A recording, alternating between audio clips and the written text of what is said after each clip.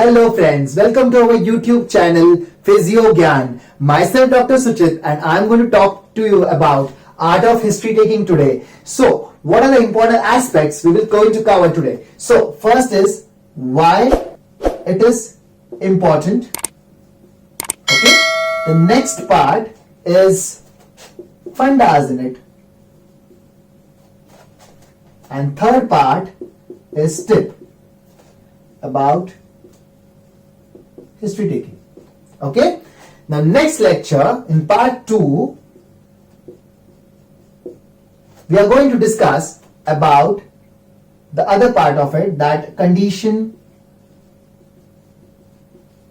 leading to diagnosis with history taking, and also we will be discussing in detail about each system.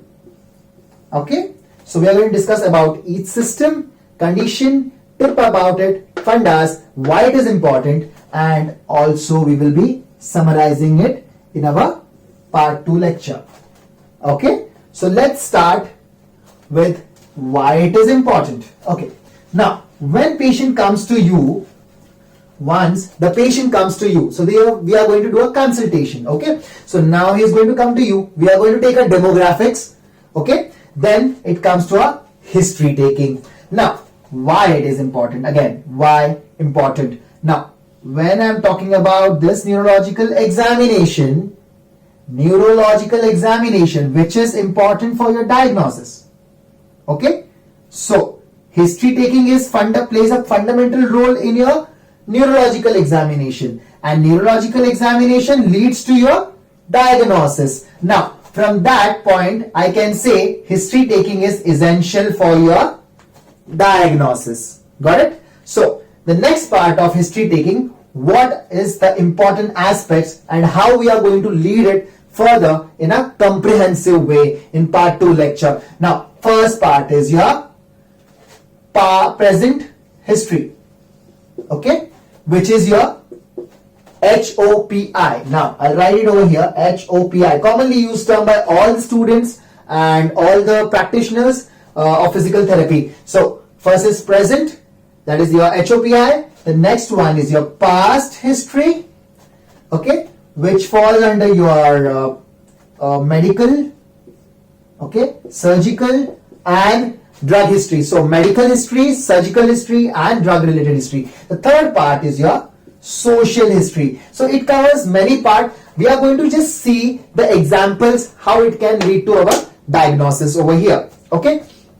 So HOPI or the present history we will see in the condition wise in detail. Okay. In the past medical history, I would like to give each example of your medical, surgical and drug history. Now how it is done and how it is important. Now you can see in the medical history, if the patient is telling me that he has some history of cardiovascular disorder. Okay. He complains that he might be having some cardiovascular disorder. Now, how it can be lead to our problem?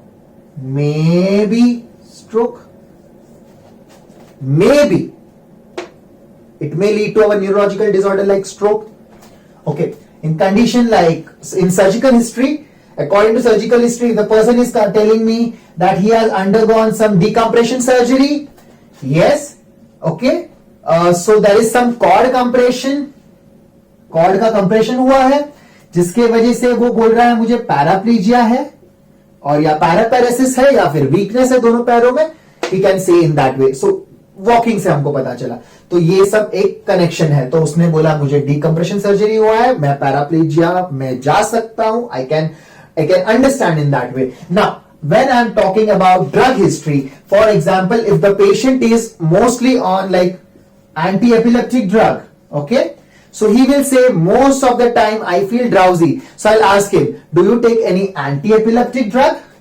Yes. So this is how we get a lead towards this particular thing where we can reach to our diagnosis. This is how we reach our diagnosis. Can you understand in detail? Yes. Now, we will talk about a little bit of social history. Now, when I'm talking about social history, I would like to give one small example of your personal habit. Okay. If the person is a chronic smoker or chronic alcoholic. If he is a chronic smoker, so he may lead to some conditions like again CVA, cerebrovascular accident. That is one of your stroke. Okay. Now the next part is if the person is chronic alcoholic, he will tell, I have some sensation of tremor in my body. Tremor. Okay. Maybe leading to some kind of ataxia.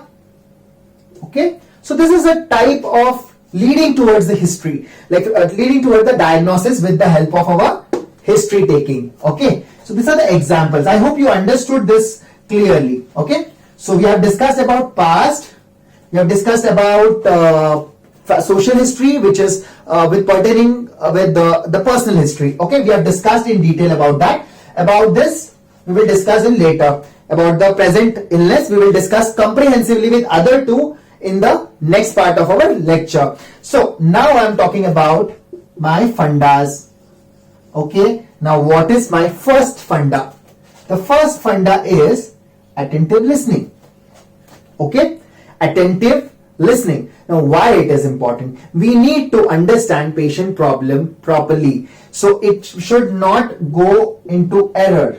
Okay. In later. तो क्या होगा अगर आपने starting में उसके history taking में अगर उसका चीज अच्छे से नहीं सुना तो क्या होगा, उसमें कुछ मिस्टेक हो सकता है. एरर का प्रॉब्लम कहां गया? हमारे डायग्नोसिस में. तो उसको हमको नहीं करना है. ओके. तो उसको ध्यान से सुनो. That is important. The next part is note down appropriate information. Note down appropriate information. Why it is important? Again, irrelevant information मत लेना. जो आपके लगता है कंडीशन रिलेटेड है, जो भी आपका कंडीशन रिलेटेड आपको लग रहा है, वही हिस्ट्री आपको नोट डाउन करना होता है. दैट इज योर सेकंड फंडा. द थर्ड फंडा is good history taking skill. Okay. Now what is good history taking skill? It consists mainly of your timing. मतलब proper timing दो, मतलब पेशेंट को टाइम दो, उसको वक्त दो to understand his problem. Convey his condition, like he understanding. Convey his try to understand his problem is very important. Patience. Be patient when you are listening to the patient so that he can explain you or express you with proper problem. Okay. Now, and also, as I told you about understanding, you have to be interested to his problem. Okay. You have to show some interest, like you are listening to him so that he can share his problem with you. Okay, this is one of the factor. The other factor is, the last factor is, you have to clearly. So first I told you about listening. You have to understand. Okay, you have to listen. You have to give proper timing to him. Then you have to give proper patience. You have to listen to him patiently. Okay. Then convey interest and show some empathy. Important than all, you need to know him.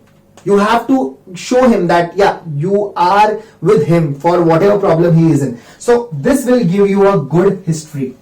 Okay, this will give you a good history. That means it will give you a good diagnosis. Okay, this is the third funda. The fourth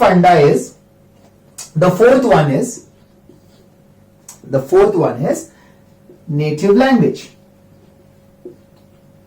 The native language. Why? Because it will give you a good connection with your patient. So you can get connected to him, you can get many good information from him, and he will readily share with you everything. Nowadays, we can use some translation devices or translation software to get this problem away. For example, if the person is from international, like for example, if the person is from Turkey, I don't know his language. So what I can do is I can just convert, like I can speak in English and that will convert into his language. In case of native language, like in India, like if I'm not Kannadika and I'm not speaking Kannada, so if the person is speaking Kannada, I can translate him in that language. So you can connect to that person if you don't know that language. This is one of the factor. So one of the funda is over here, which you would like to see is patient leading to symptoms. Now patient will come to you and say, मेरा ये symptoms है, blah blah blah, मेरा ये symptoms है, मुझे ये problems है.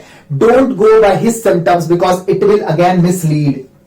It will again mislead. If the patient is saying कि मेरे डॉक्टर ने बोला है मुझे ये symptoms है, आप मुझे सिर्फ थेरेपी दे दो, मैं नहीं दूंगा थेरेपी. Why should I?